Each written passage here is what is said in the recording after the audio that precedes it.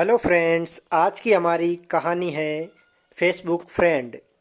अभय नाम का एक बहुत ही सीधा साधा लड़का था।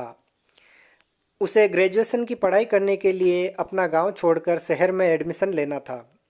किसान पिता ने एक एक पैसा जोड़कर अभय के लिए शहर में सारी व्यवस्थाएं कर दी और ये सोचकर एक स्मार्टफोन भी दिला दिया कि यह उसकी ऑनलाइन पढ़ाई करने में मदद करेगा।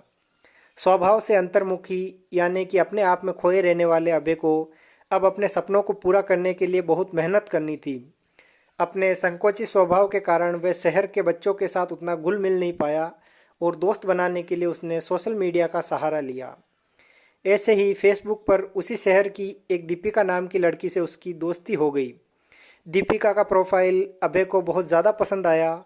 दोनों के बीच मैसेजेस का आदान प्रदान होना शुरू हो गया। पढ़ाई के लिए किए गए फ़ोन का प्रयोग अब दोस्ती और मनोरंजक वीडियो देखने में होने लगा। यहाँ तक कि क्लासेस लेते हुए भी अभय का ध्यान ज़्यादातर मोबाइल स्क्रीन पर ही लगा रहता। दीपिका और अभय की दोस्ती इतनी गहरी होती गई कि अभय कई बार उसका मोबाइल रिचार्ज तक करवा देता। देखते देखते उनकी फ्रेंडशिप को 2-3 महीने बीत गए, पर अभी भी उनकी मुलाकात एक भी बार नहीं हुई थी।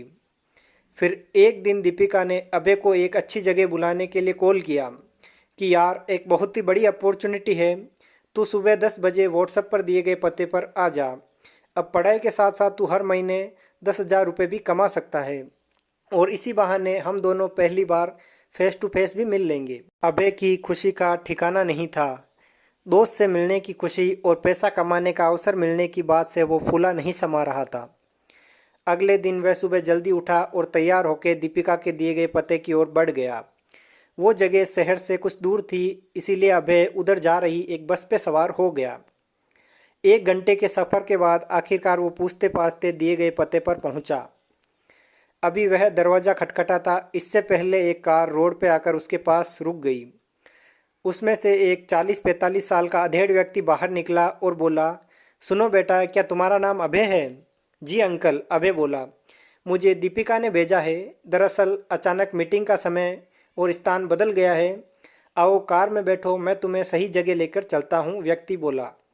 अभय फौरन कार में बैठ गया और वे आगे बढ़ गए। व्यक्ति ने अभय की केयर करते हुए उसे पीने के लिए फ्रूटी दी।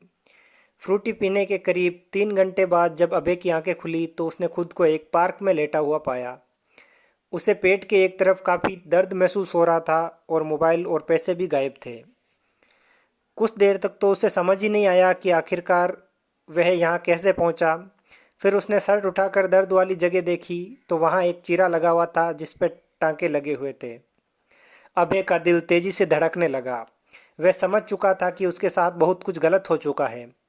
वह फौरन भागकर डॉक्टर के पास गया, पर डॉक्टर ने जो बात उसे बताई यह सुनकर उसके पैरों तले ज़मीन खिसक गई। उसके शरीर से एक किडनी गायब थी। अब तो मानो उसकी हालत काटो तो खून नहीं वाली हो गई। सोचने लगा, क्या सपने लेकर गांव से शहर आया था, अब अपने पिताजी को क्या जवाब देगा। वह भागा भागा पुलिस थाने पहुंचा। वहां जाकर उसके सामने डिजिटल दुनिया की सारी सच्चाई सामने आ गई। यह जो फेसबुक पर दीपिका का प्रोफाइल था वह कोई और नहीं बल्कि वही अधेड़ व्यक्ति था जिसने उसे कार में बिठाया था। वह आकर्षक अकाउंट बनाकर अभय जैसे लोगों को जो सफलता शॉर्टकट में पाना चाहते हैं और ऐसे छलावे पे विश्वास करते हैं फंसाता था। फिर धीरे धीरे पर्सनल लाइफ में घुसकर उन्हें नौकरी का झांसा देता था। उसके बाद शरीर के अंगों की चोरी करता था। ऐसे कितने ही सारे केसेस उसके सामने थे।